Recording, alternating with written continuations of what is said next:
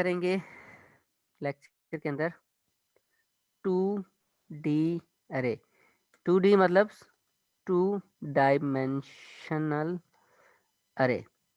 ठीक है, पहले जो हमने देखा था हमने 1D अरे पढ़ी थी जिसको हम सिंपल अरे भी कहते हैं, और उसमें क्या होता है कि सारा कुछ लीनियरली पढ़ा होता है, ऐसा ही था ना, सिर्फ एक इंडेक्स होता है उसकी बेस पे पता लग जाता है कि अच्छा हाँ भाई हमने कहाँ पे जाना है। लेकिन अब क्या है, इंडेक्स जो है is divided into 2 parts. First one is rows and second one is columns. तो रोज और कॉलम्स के अंदर हमने इसको 2 हिस्से में डिवाइड कर दिया, तो अब डायमेंशन क्या हो गई, 2 डायमेंशनल हो गया काम। ये बात समझ में आ रही है ना।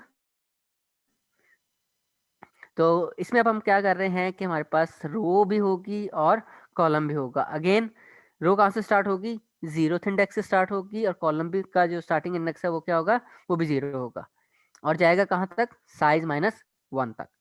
ठीक है ना, स्टार्टिंग फ्रॉम 0 टू साइज -1, रो की साइज -1, और यहाँ पे रो साइज कर दे।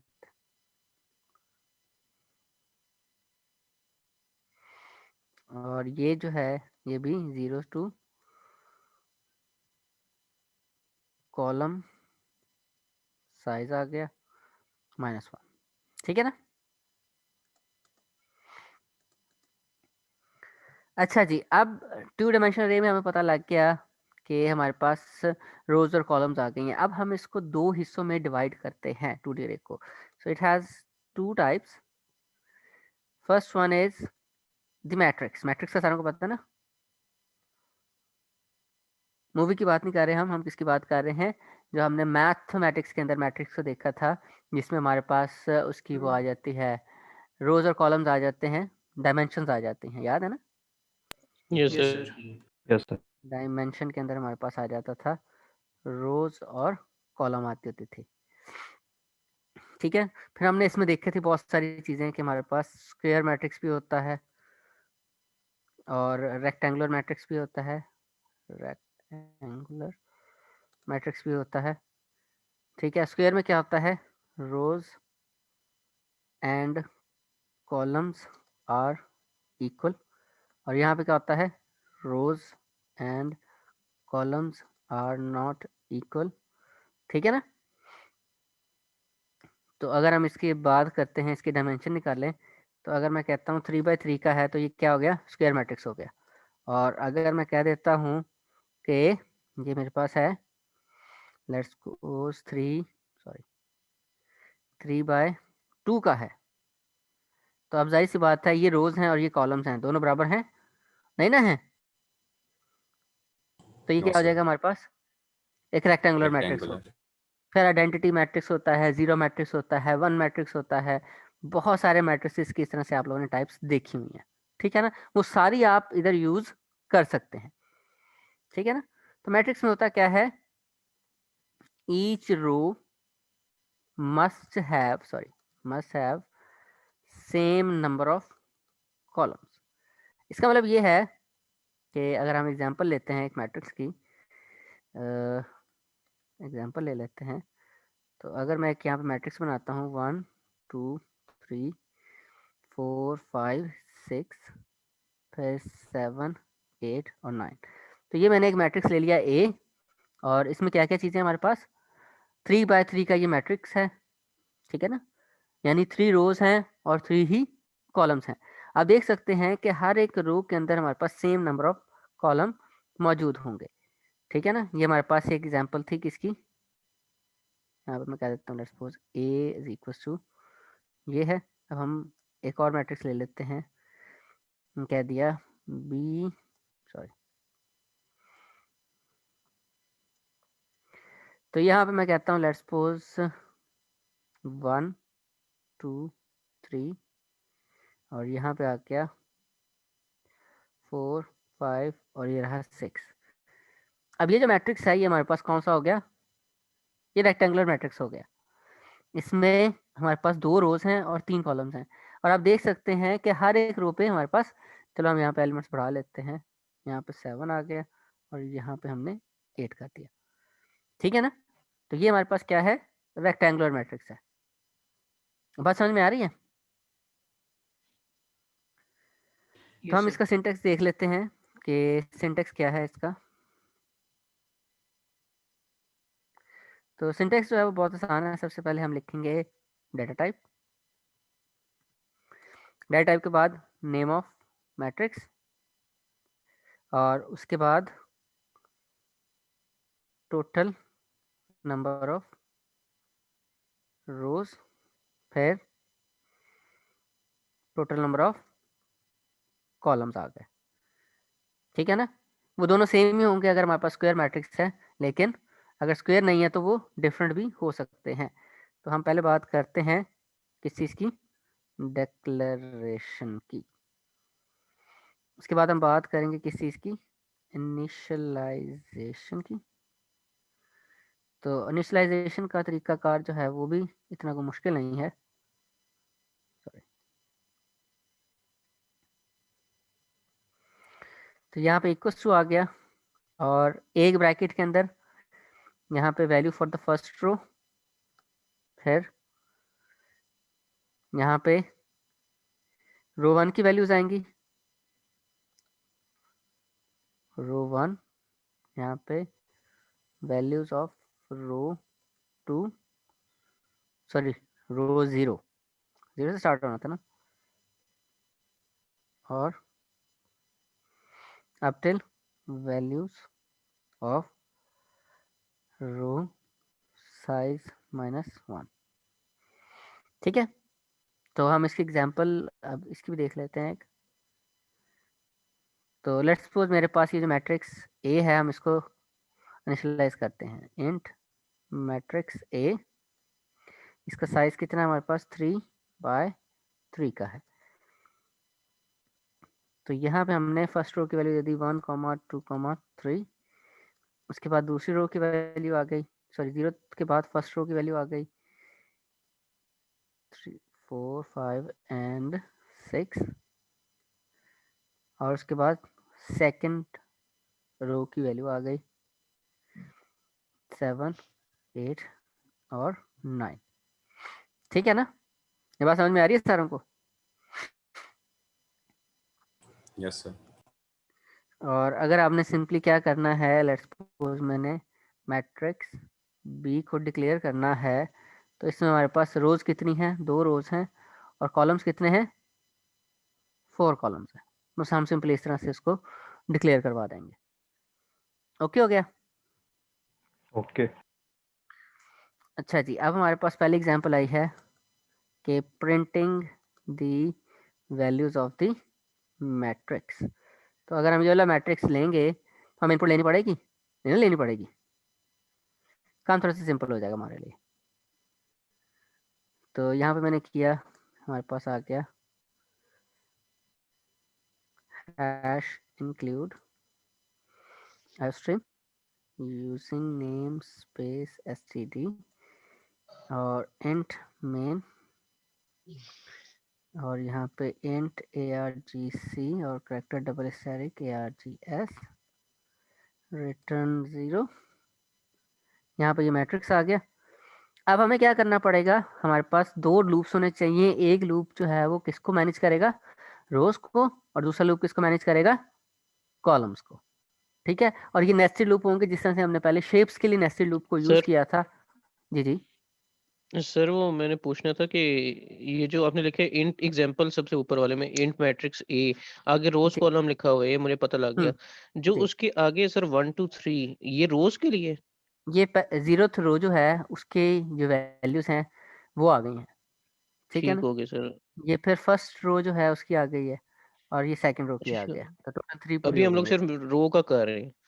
नहीं, रो के अंदर 3 कॉलम्स की वैल्यू होगी ना, ये 0th कॉलम की वैल्यू है, 0th रो 0th कॉलम, फिर 0th ठीक रो हो गया। फर्स्ट कॉलम, फिर 0th रो सेकंड कॉलम, फिर फर्स्ट रो 0 कॉलम, फिर फर्स्ट रो फर्स्ट कॉलम, फिर first row second column, third second column, फिर second row second row 0th first column, column, zero 0th column. Column. ठीक है ना, just like index starting from 0। ठीक है। Okay sir, thank तो you sir. तो ये हमारे पास है second row 0th column, second row first column, और सेकंड रो सेकंड कॉलम, ठीक है ना, जस्ट लाइक दिस, वही चीज़ है। अगर मैं इसके इंडेक्स ऊपर मेंशन कर देता हूँ 0 1 और 2 आ गया, और हमें अब दूसरी साइड पे भी चाहिए,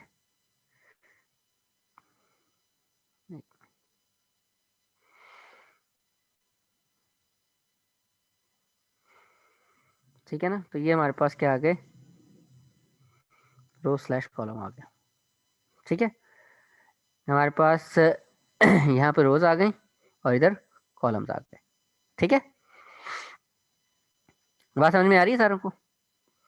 0th रो 0th कॉलम, यस फिर सर। अगर इसका पता लगेगा ये कैसे होगा, फर्स्ट रो फर्स्ट कॉलम यहाँ पे आ गए, और अगर इसका देखना है सेकंड रो सेकंड कॉलम यहाँ पे अगर आना है तो सेकंड रो 0th कॉलम आ गया, ठीक हो गया। अच्छा जी, तो यहाँ पे हमने क्या किया, फॉर लूप लगाते हैं, और यहाँ पे मैंने क्या कह दिया, int row is equal to 0, row should be less than 3, row plus is equal to 1। अब ये तो किसको मैनेज कर रहा है, सिर्फ रो को कर रहा है, हमें दूसरा लूप चाहिए जो कि किसको करेगा, कॉलम को करेगा। और फिर column should be less than 3, फिर कॉलम प्लस इक्वल टू 1 आ गया, ठीक है। और यहाँ पे अब आ गया हमारे पास, हमने सिंपल प्रिंट करवाना तो सी आउट आ गया हमारे पास, मैट्रिक्स ए रो और यहाँ पे कॉलम आ गया, और हम चाहते हैं कि ये टैब स्पेसेस दे के प्रिंट करे, तो हमने यहाँ पे टैब स्पेस दे दी, ठीक है।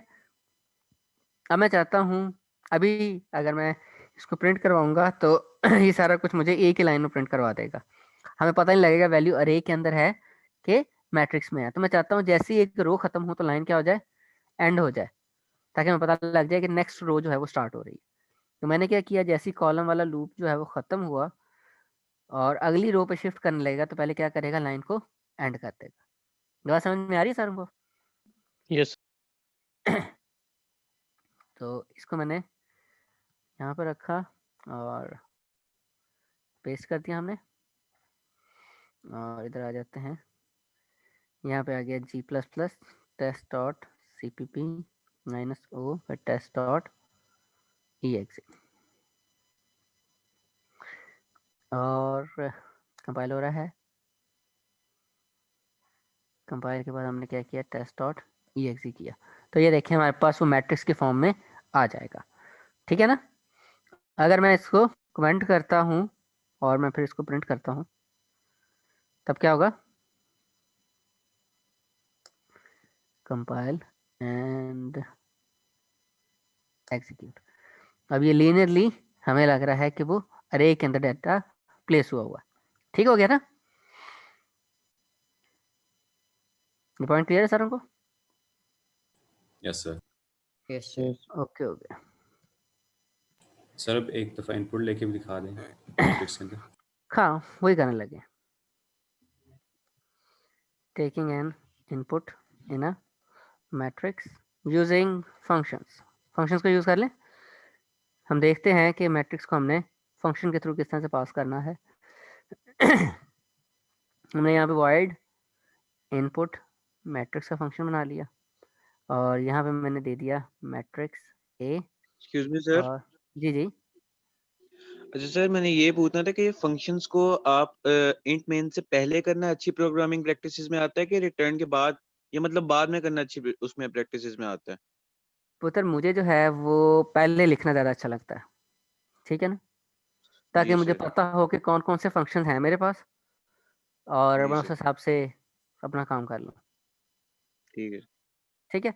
या आप लहरा से अपनी हेडर फाइल बनाएं और आप उसको यूज़ कर लें, वो ज़्यादा अच्छा तरीका है, ठीक है। Yes sir. अच्छा जी, एक तरीका तो ये है कि हम क्या करें, इसमें रोज़ जो है वो हम स्किप कर देते हैं और हम अपने कॉलम्स दे देते हैं कि इसके कितने कॉलम होंगे, क्योंकि हर एक कॉलम के बाद हमें पता होगा कि अगली रो हमने किस तरह से निकालनी है, ठीक है ना, क्योंकि हर एक के 3-3 कॉलम्स ही है ना, तो जैसे 3 कॉलम खत्म होंगे अगली रो आ जाएगी, 3 कॉलम खत्म होंगे अगली रो आ जाएगी, 3 कॉलम खत्म होंगे तो अगली रो आ जाएगी।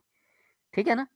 या तो एक तरीकेकार ये है कि हम क्या कर दें, सिर्फ कॉलम दे दें, रो को स्किप कर दें, या हम क्या कर दें, दोनों ही दे दें। ठीक है। तो यही लूप को मैंने कॉपी कर लिया और यहाँ पे आके पेस्ट कर लिया। मैट्रिक्स ए बी तो हम यहाँ पे नहीं लिखेंगे, हम सिंपल मैट्रिक्स लिखेंगे। और अब हमने इनपुट नहीं करवाना, बल्कि हमने सॉरी सी आउट नहीं करवाना, हमने बल्कि सी इन करना है। तो इसी तरह से हमने क्या कर लिया, उसमें इनपुट ले लिया। अब इस तरह से उसको पता नहीं लगेगा वो क्या इनपुट कर रहा है, तो हम यहाँ पे साथ में छोटा सा मैसेज भी दे देते हैं, sorry, enter the value for, या फिर हम इसको इस तरह से कर लेते हैं, मैट्रिक्स के रो आ जाएगी पहले,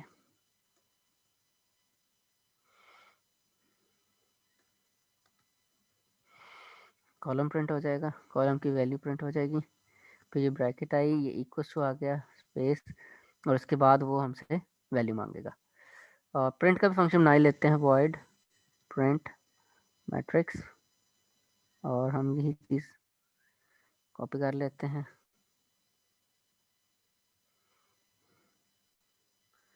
और यहाँ से सी आउट के लिए मुझे ये 2 चीज़ें चाहिए थी, ये मैंने यहाँ से कॉपी कर लिया। ठीक है ना। तो अब इसको हम ख़त्म कर देते हैं। तो यहाँ पे हमने क्या कह दिया, प्रिंट मैट्रिक्स, और इसके अंदर हमने भेज दिया, सॉरी ए नहीं आएगा, यहाँ पे हमने मैट्रिक्स ए भेज दिया, हमने लिया इंट मैट्रिक्स बी, और ये भी क्या है, 3/3 का है। अब हमने क्या किया, इसमें इनपुट ले ली इनपुट मैट्रिक्स, और यहाँ पे आ गया फंक्शन के अंदर हमारे पास मैट्रिक्स बी आ गया। ठीक है। और फिर हम उसको प्रिंट करवा के देखते हैं कि उसमें डाटा आया है कि नहीं आया। ठीक है ना। अच्छा जी, तो ये हमारे पास छोटा सा कोड है।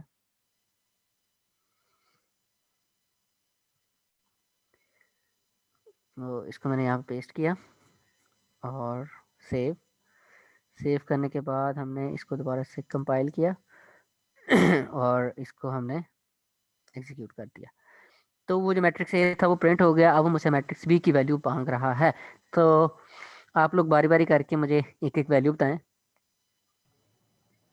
5 7 5 7 13 13 9 9 48 48, माइनस में भी आ सकता है, -23 -23, 3 वैल्यूज रहेगी, डबल में आ सकता है सर? -60। वो पुत्र अगर हमारे पास मैट्रिक्स उसका 44 होगा ना डबल टाइप का, तब आएगा। Okay sir. जी लास्ट वैल्यू 51 51। तो ये देखें, ये वैल्यूज आपने रखवाई है ना, यस 5 सर 7 13, फिर 9, फिर 48, फिर -23, फिर -60, 44 और 51 मैट्रिक्स की फॉर्म में आ गया। सिंपल है ना काम। यस सर गुड हो गया। अब हम देखते हैं कि हमने दोनों मैट्रिक्स को सम अप कैसे करना है। ठीक है ना।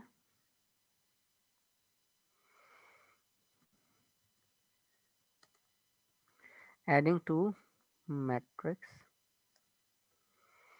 तो हम यहाँ पे एक फंक्शन बना लेते हैं,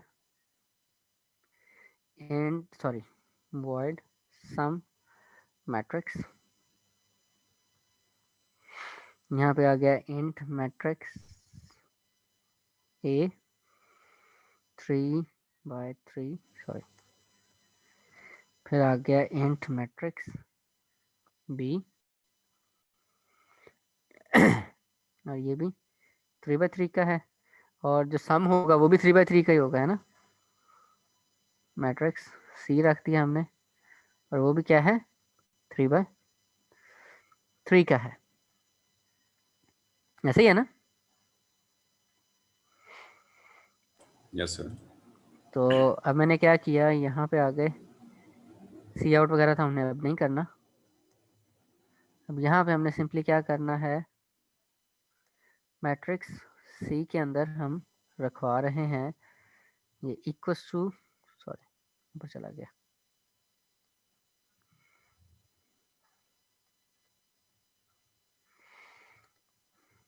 मैट्रिक्स ए के उसी रो और कॉलम को हमने ऐड कर दिया मैट्रिक्स बी के उसी रो और कॉलम से, ठीक है ना? Hey yo, तो did मैट्रिक्स y'all सम हो see गया। Armin wear that clean ass purple?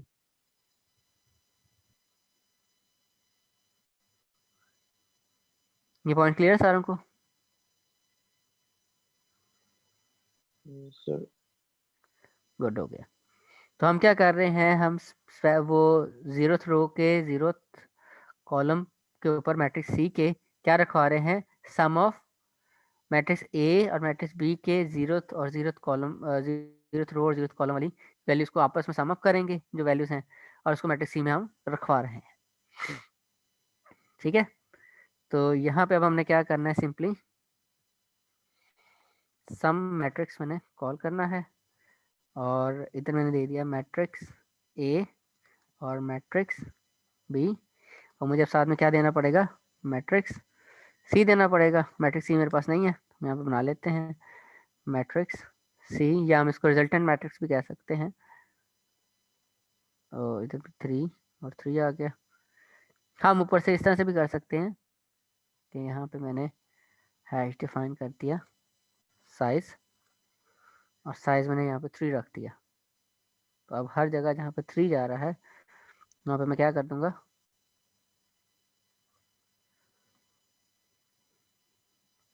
Size कर दूंगा। Excuse me sir. जी जी, सर जब हम हेडर फाइल बनाते हैं तो उसमें हैश डिफाइन साइज 3 जो है ना, ये नहीं चलता। चल जाता है, मैंने तो चलाया हुआ है। सर वो उस दिन मैं बना रहा था कोड, तो आपने वो करवाया हुआ था, मैंने कहा चलो इसी को मैं कन्वर्ट कर लेता हूँ, फिर वो नहीं चला, फिर मुझे दोबारा से बनाना पड़ा। चले हम एंड पे देख लेंगे उसका क्या इशू आया था, ठीक है? ठीक। तो यहाँ पे आ गया, और इधर भी अब हमने क्या कर दिया,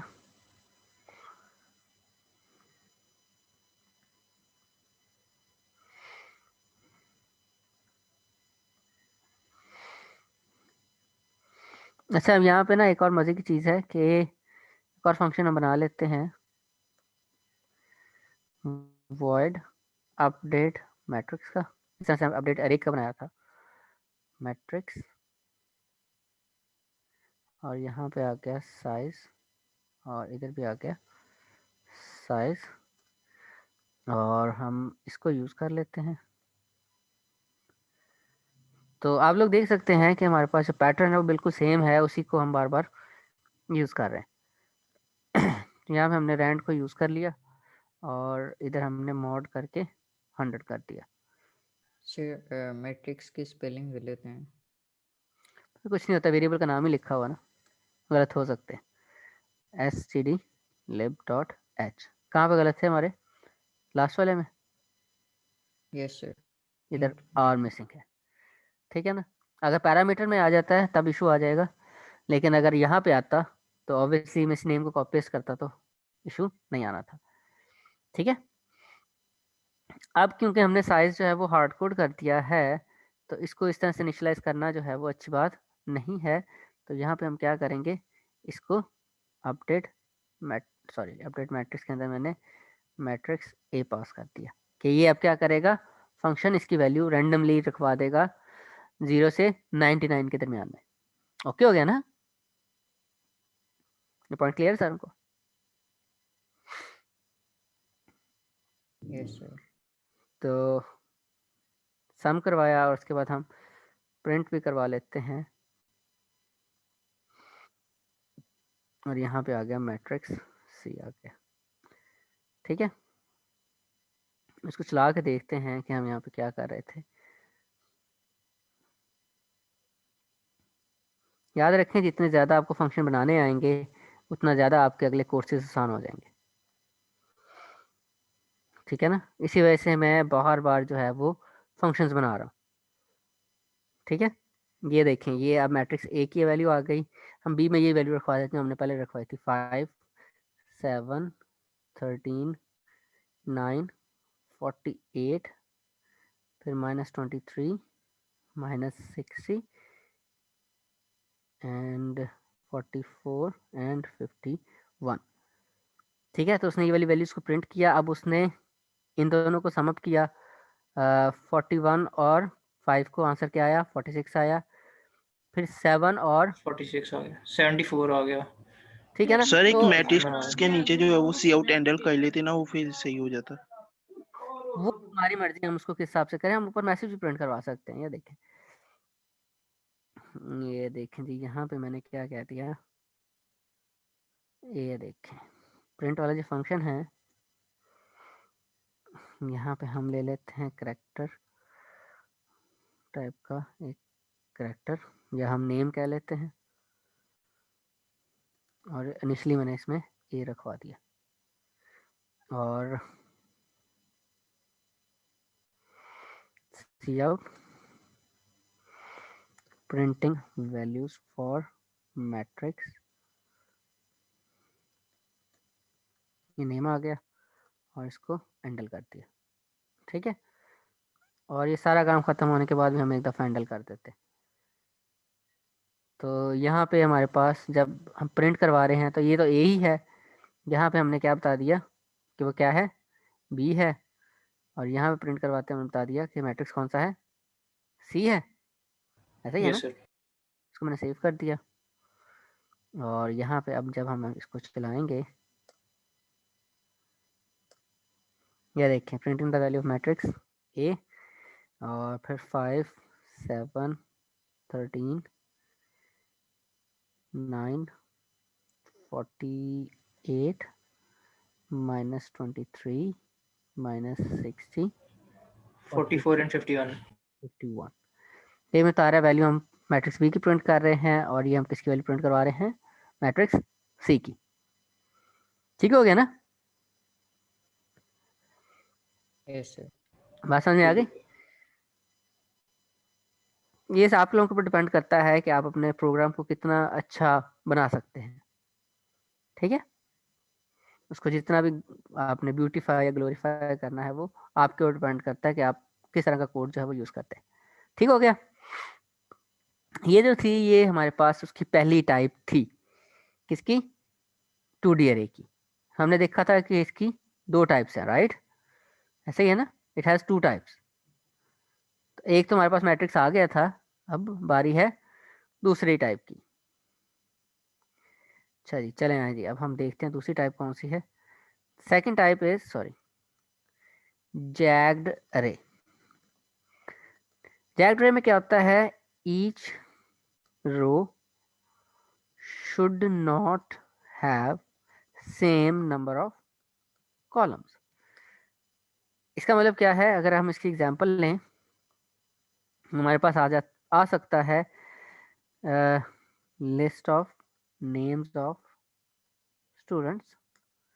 ठीक है ना, लेट्स सपोज अली आ गया, फिर आ गया मेरे पास अहमद, फिर आ गया मेरे पास अब्दुल्ला। अब आप देख सकते हैं कि जितने भी हमारे पास नेम आ रहे हैं, तो ये भी एक करैक्टर रे है, ये भी एक करैक्टर रे है, ये भी एक करैक्टर रे है, ऐसा ही है ना। और हर एक के नंबर ऑफ कॉलम्स जो है वो क्या है, डिफरेंट नहीं है। हर एक में जो डाटा पड़ा है वो डिफरेंट साइज का नहीं है, यस सर। डिफरेंट साइज का ना। तो ये एक किस्म की क्या बन रही है, जैग्ड अरे बन रही है। अब इधर आ गया फिर एक नेम हमारे पास, लेट्स सपोज हम कह देते हैं तलहा आ गया। आप देख सकते हैं कि each row have different number of columns. उसके अलावा फिर नेम ऑफ कंट्रीज आ सकता है, नेम ऑफ सिटीज हो सकता है, लिस्ट होगी नेम्स की, वो किसी की भी हो सकती है, स्टूडेंट्स की हो सकती है, कंट्रीज की हो सकती है, सिटीज की हो सकती है। ठीक है ना, वो सारी किस में आएगी, जैग्ड अरे में आएगी। उसके अलावा हमारे पास हो सकते हैं marks of the students of different sections. ठीक है, तो लेट्स सपोज सेक्शन हमारे पास जो है वो सेक्शन 0 के अंदर हमारे पास जो स्टूडेंट्स हैं उनके मार्क्स कुछ इस तरह के हैं, आउट ऑफ 5 2 4 3 4 5 3 4 5 और 5। ठीक है, अब सेक्शन सर 1 है जी। रेक्टेंगुलर मैट्रिक्स में भी कॉलम सेम नहीं होती, तो इसकी क्या डिफरेंशिएट करेंगे हम? ईच रो शुड नॉट नहीं नहीं नहीं नहीं नहीं, हम बात ये नहीं कर रहे कि रोज और कॉलम सेम हो, मैं कह रहा हूँ कि हर रो के ऊपर नंबर ऑफ कॉलम्स डिफरेंट हो। ओके ठीक है समझ आ गया। ठीक है ना, रेक्टेंगुलर में तो ये होता है ना कि रो और कॉलम आपस में उनकी वैल्यूज सेम नहीं होती। यहाँ पे बात हो रही है कि every row will have a different number of columns. Matrix में क्या होगा, कॉलम सेम ही होंगे, आपने तो बता दिया कि इतने कॉलम्स हैं, रोज उसके हिसाब से हो या ना हो, number of columns will be the same. यहाँ पे जो है वो कॉलम्स जो है वो पर रो वेरी कर सकती है। ठीक है ना, साइज ऑफ कॉलम ठीक जो है है सर वो। ठीक। अब मेरे पास सेक्शन 1 आ गया, उसमें लेट्स सपोज स्ट्रेंथ काम है, तो उसमें जो बच्चे हैं उन्होंने कुछ इस तरह के नंबर लिए हुए हैं और एक बच्चे ने 5 लिया। ठीक है ना, तो अप टिल सो ऑन अगला सेक्शन आ जाएगा। अब इस सेक्शन में क्योंकि स्ट्रेंथ कम थी तो यहाँ पे नंबर भी कम बच्चों के लगेंगे ना, लेकिन है तो ये भी स्टिल मार्क्स ऑफ स्टूडेंट्स नहीं है ना। तो अब हो क्या रहा है, सेक्शन टू सेक्शन ये चीज़ें क्या कर रही हैं, स्ट्रेंथ वेरी कर जाती है, और स्ट्रेंथ वेरी करने की वजह से क्या हो जाता है कि जब आप मार्क्स वगैरह अपलोड कर रहे होते हैं तो वो भी कम ज़्यादा हो जाते हैं। तो यहाँ पे भी क्या चीज़ें जनरेट हो रही हैं, जैग्ड अरे जनरेट हो रही होती है। ये पॉइंट क्लियर है सारों को? Yes yes sir. Sir. Good हो गया। तो इसमें क्या होता है,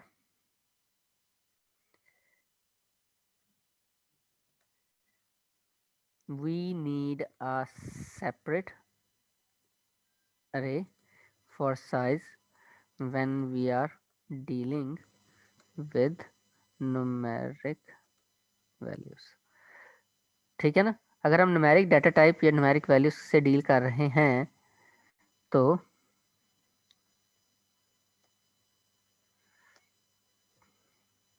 तब हमने क्या करना है हमें एक सेपरेट अरे चाहिए होगी जहाँ पे हर एक सेक्शन का या जो भी चीज़ है उसका साइज अलग से होगा कि यार इसमें नंबर ऑफ स्टूडेंट्स की स्ट्रेंथ कितनी है। ठीक है ना, हाँ समझ में आ रही है ना। फॉर ईच इंडेक्स ऑफ जैग्ड अरे, अभी हम एग्जांपल करते हैं तब आपको क्लियर हो जाएगा।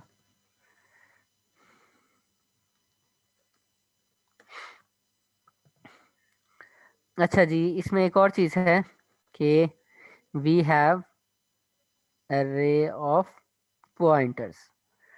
पहले हमने पॉइंटर्स पढ़ा था ना पिछले लेक्चर में, तो अब हमारे पास अरे ऑफ पॉइंटर्स हैं, यानी हमारे पास एक अरे है जहाँ पे हम रैंडमली वैल्यूज को एलोकेट कर सकते हैं, डायनामिकली, सॉरी रैंडमली नहीं डायनामिकली। तो यहाँ पे आ गया हैश इंक्लूड आयोस्ट्रीम, फिर यूजिंग नेम्स, फिर आ गया इंट मेन और int argc character double asterisk args, और यहाँ पे आ गया रिटर्न 0 आ गया। अब यहाँ पे मैंने क्या किया, मैंने एक अरे बना ली, अरे का नाम हम जैग्ड अरे रख लेते हैं और इट्स एन पॉइंटर की अरे है, तो यहाँ पे पॉइंटर आ गया और यहाँ पे मैंने लेट्स सपोज कर लिया 5 साइज किया। ठीक है, ये बात क्लियर है सारों को। जैग्ड अरे क्या होती है, अरे ऑफ पॉइंटर है और उसका अरे का साइज कितना है, यानी इसमें 5 जो है वो पॉइंटर्स होंगे।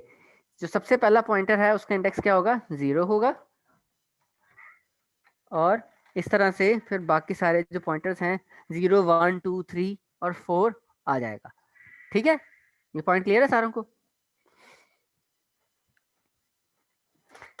अब हमें नहीं पता कि 0th इंडेक्स पे जो अरे बनेगी उसका साइज कितना है, हमें ये भी नहीं पता कि जो 5th इंडेक्स पे, सॉरी 4th इंडेक्स पे अरे है उसका साइज कितना है, यानी किसी भी जो हमारे पास अरे का इंडेक्स है उस पर साइज क्या होगा हमें नहीं मालूम।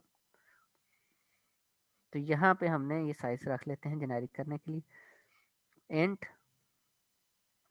साइज ऑफ अरे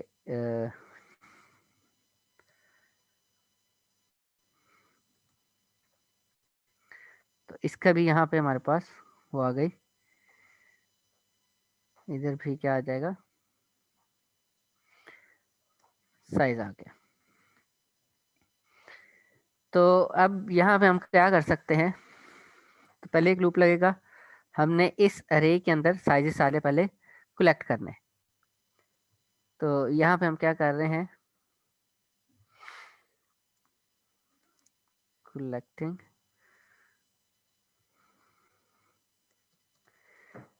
sizes of each index of the jagged array। ठीक है ना। तो यहाँ पे आ गया हमारे पास इंडेक्स इज इक्वल टू 0, फिर index less than size and index plus equal to 1 आ गया। और यहाँ पे हमने कह दिया enter the size of index, और यहाँ पे इंडेक्स आ गया, और यहाँ पे हमने कॉलन लगा के इसमें हम इनपुट ले लेंगे साइज ऑफ इंडेक्स के अंदर, और यहाँ पे आ गया इंडेक्स आ गया। अब इसमें क्या पड़ा हुआ है, जो हमारे पास ये है, ये बताएगा कि जो सेक्शन 0 है इसमें कितने एलिमेंट्स हैं, 4 6 8 एंड 9 9 है ना। तो यहाँ पे आ गया 9 आ गया। फिर सेक्शन 1 में कितने हैं, 6 हैं। ऐसा ही है ना, इसमें सिर्फ ये नंबर पड़ा होगा कि टोटल एलिमेंट्स जो हैं वो कितने हैं। जहाँ पे हमारे पास सेपरेट रे है साइज की, उसमें क्या पड़ा होगा, सिर्फ ये वैल्यू पड़ी होगी कि हमारे पास इसका साइज कितना है।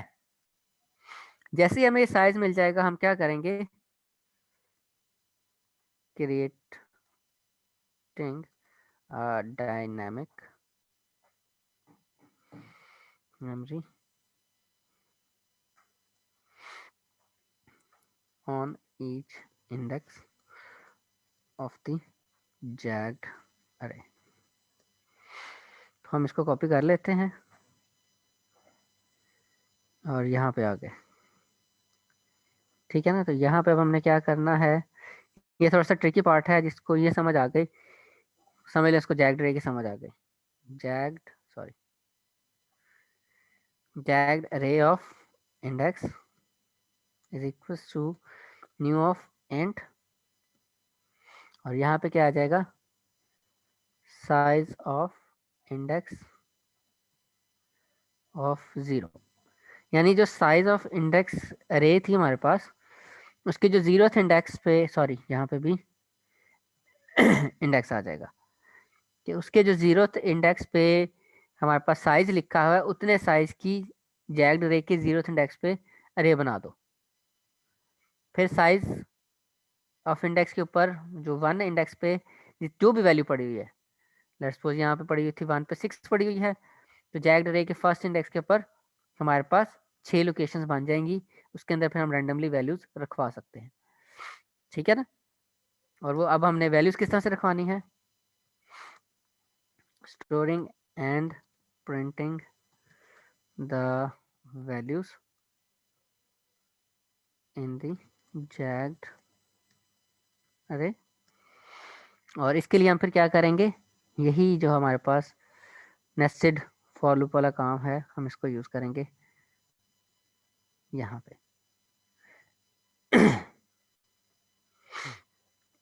यहाँ पे आ गए हम, और हमारे पास यहाँ पे आ गया जैग्ड अरे, और रो की जगह तो साइज हमारे पास सेम है। अब कॉलम, क्योंकि हमारे पास सारों के डिफरेंट हैं, तो कॉलम की जगह पे हमारे पास यही चीज आ जाएगी। तो अब जो है वो अरे के हर एक इंडेक्स के ऊपर हमारे पास डिफरेंट वैल्यू पड़ी होगी, तो वो स्पेसिफाई कर रहा है कि हर एक रो के ऊपर हमारे पास साइज क्या पड़ा हुआ है और साथ में हम इसको यहाँ पे सी आउट करवा के देख भी लेते हैं। जैग्ड अरे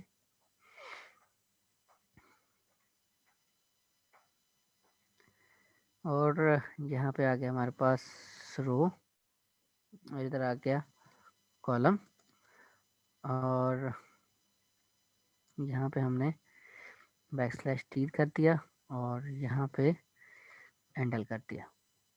ठीक है, अब हम इसको चलाते हैं। तो अब मैंने क्या करना है, मैंने सिर्फ 5 डिफरेंट वैल्यूज देनी है, साइजेस देने हैं। तो अभी रैंडमली उसकी खुद ही अरे जनरेट करके और उसमें वैल्यू स्टोर करवा के मुझे दिखा देगा। QC सर, जी जी, std लेबल सर ये मैंने ले लिया। \t कौन सा एस्केप सीक्वेंस है? टैब के लिए होता है पुत्र, ओके ठीक है, टैब स्पेसेस देने के लिए होता है।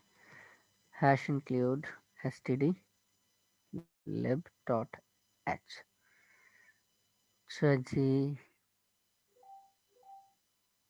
सॉरी यहाँ पे रो आ जाएगा क्योंकि यहाँ पे हमारे पास हर रो का साइज हम देख रहे हैं, इधर हमारे पास इंडेक्स नहीं है।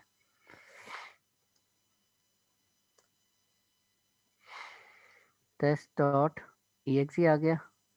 तो अब 0 इंडेक्स के ऊपर कितने एलिमेंट्स होने चाहिए जैग्ड अरे के?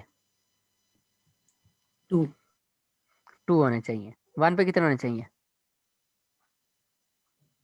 4 होने चाहिए। और 2 पे, सेकंड इंडेक्स पे 9। 9 होने चाहिए।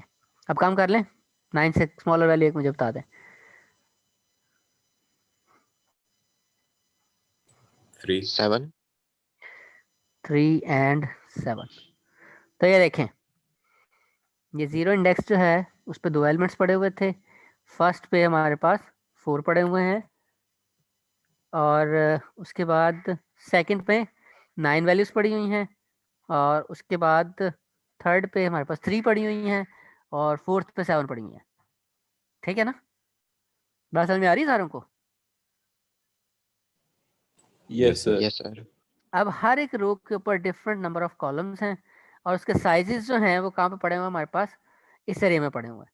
ये रेज जो है ये सिर्फ साइजेस के बारे में बता रही है कि इस जो 0 इंडेक्स है जैग्ड रे का उसका साइज कितना है, उस पर कितने एलिमेंट्स पड़े होंगे, 1 पे कितने पड़े होंगे, 2 पे कितने पड़े होंगे।